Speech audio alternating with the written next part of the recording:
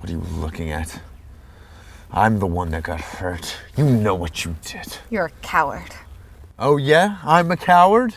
You're the one what that kissed the cow, aren't you? That cow was all me and my family had. Oh yeah? What do I have?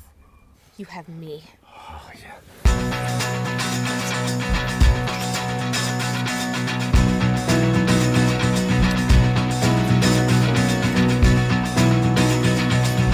So what you just saw was, and I may say excellent example of passionate kissing. Mm-hmm. A little extra zeal, a little ferocity, more physically aggressive, I would say. Yes. Doesn't necessarily mean that it's better kissing. It's just on a higher level. Exactly. The thing about passionate kissing is that it doesn't matter what you're feeling. It's so heightened, and you're still attracted, and you still feel the need I'm against everything you stand for and all your principles. Oh, God. See, it really doesn't matter what the sentiment is. As long as it's heightened, you can just ride that wave to Smooch Town. Passionate kissing can also be sweet. You know, it can be romantic and emotional, and it can be passion from the heart within. It can be physical. It can be an expression of chemistry. The point is, it's like rolling through waves together. Exactly. If you will. It's like a wild ride on the ocean. You're having a good time. It's a little scary. What's going to happen? I also recommend a lot of hair grabbing. And okay. Well, why don't we just show them? that's probably the most accurate way to do it.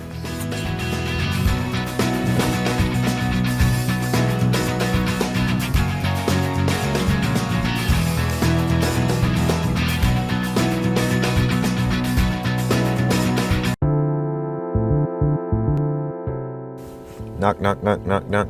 Who could that be? Wait, you just left. What are you doing here? I know, I forgot something. Oh my God, did you forget your wallet, your phone or something? Oh.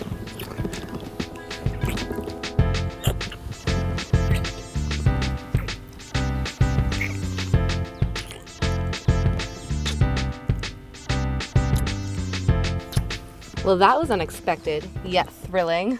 Yeah, so basically what just happened there is a scenario that is 100%, it will always work every time.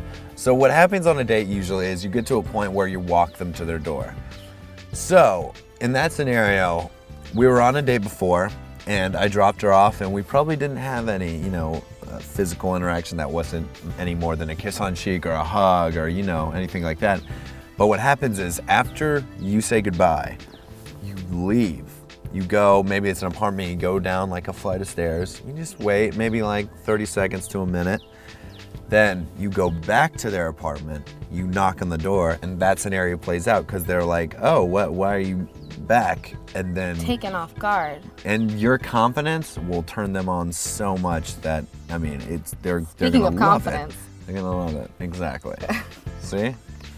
No, but that's there are scary surprises and there are good surprises. That was an example of a good surprise. Exactly. So that's how to kiss with confidence.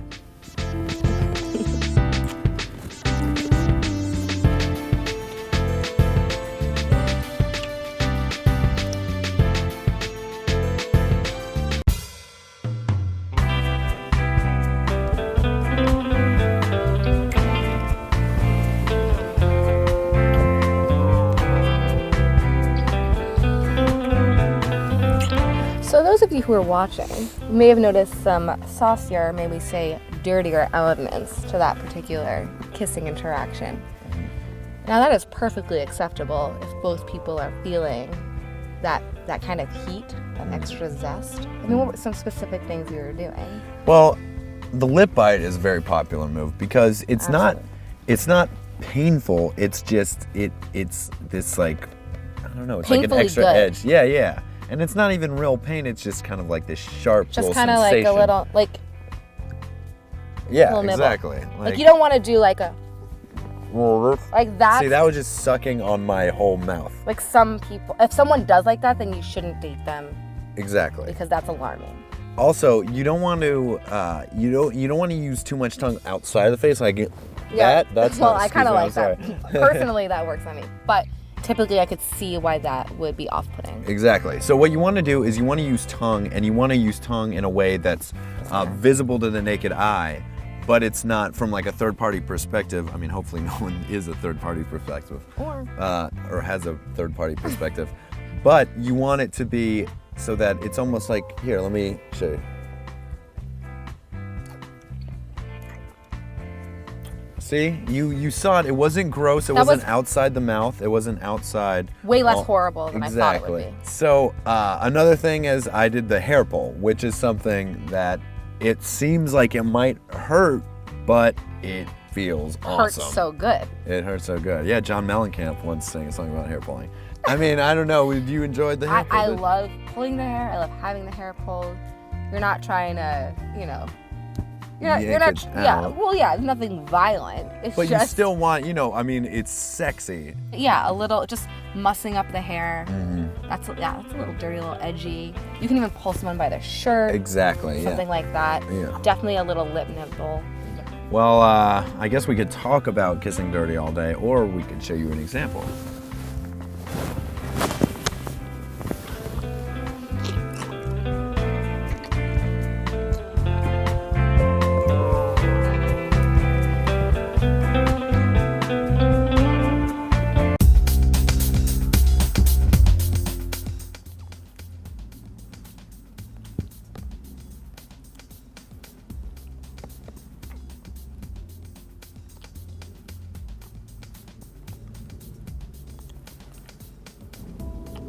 So, it wasn't obvious. That was how to kiss softly. Mm-hmm. Soft and sweet. Yeah. When you kiss softly, it can still be passionate, but what you're trying to convey to your lover or significant other, Stop being so presumptuous. Yeah, is that you care about them and you want to show them passion, but maybe sort of desexualizing the whole thing, or maybe you know what I mean. So it's a kiss to just show, hey. A little more PG. Exactly. But it could still be very meaningful. A soft kiss can still be as profound as a passionate kiss. Mm-hmm. It's just a little under the radar. And it is passionate. Oh, absolutely. It's just passionate in a different way. It's not sexual, it's a quiet animalistic. Passion, if you will. Exactly. You still go through the motions of, it's almost like doing a first kiss, but just doing it, the very beginning of a first kiss multiple times. Why don't you say it and I'll do it? You give me the kiss that you would give someone for your first kiss. Well, I would be kissed first, but yeah. Okay, but let's pretend that wouldn't be the case. And then just continue to kiss in that way instead of getting more and more into it. So it's more of like a gentle. It's not pecking. Oh, I see. You don't. It's not pecking. It's not passion. It's sort of in between. Why don't you just shh? Okay.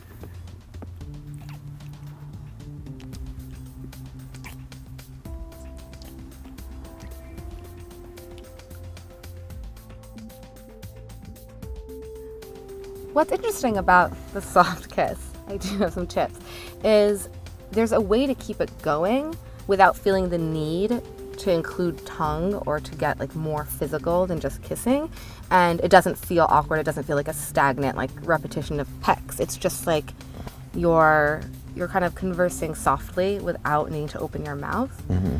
And sort of like brushing the lips, kind of maybe moving the head around to make it feel more textured and sweet, and it's nice, and it's a way to not put a lot of pressure on the physical aspect, but keep the conversation going. That's a great way to put it. That's a great way to put it. Thank you. I appreciate it. In case you missed it the first 2 times, this is how to kiss softly. Here we go again.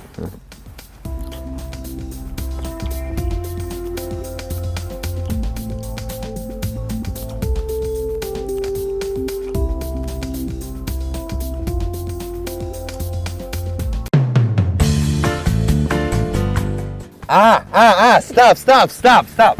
This is a no hickey zone.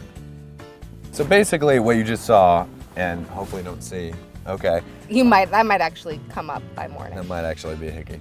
So basically, you never want a hickey. They are awful, so you never want to give a hickey. If you have ever given a hickey, you should feel ashamed of yourself. Like, take a good look in the mirror, because that is not the way to live your life.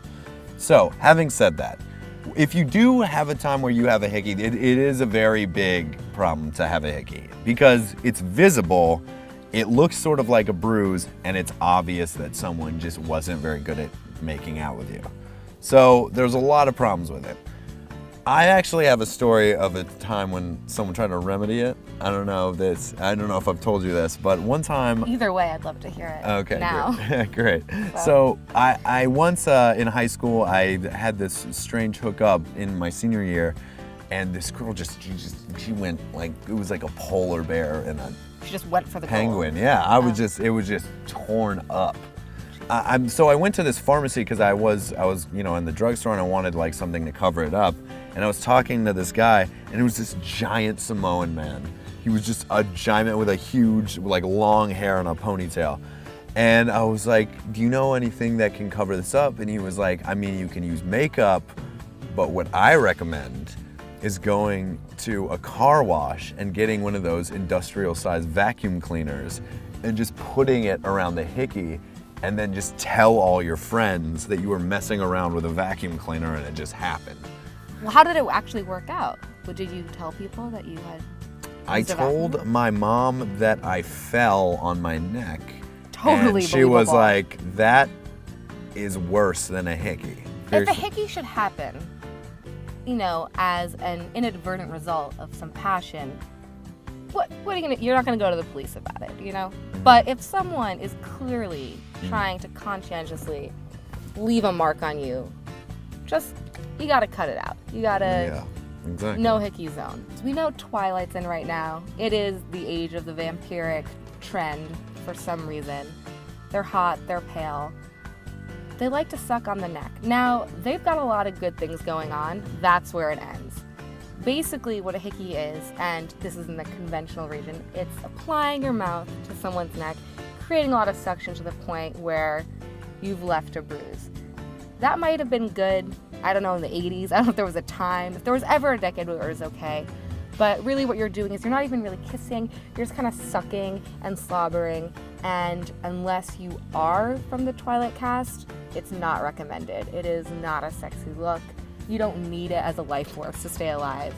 It's probably gonna kill the mood. And practically that's what it is. Some people like to leave them in different areas of the body. That's personal. I would say avoid this region in general. It leaves someone in a bit of a social pickle, for days on end.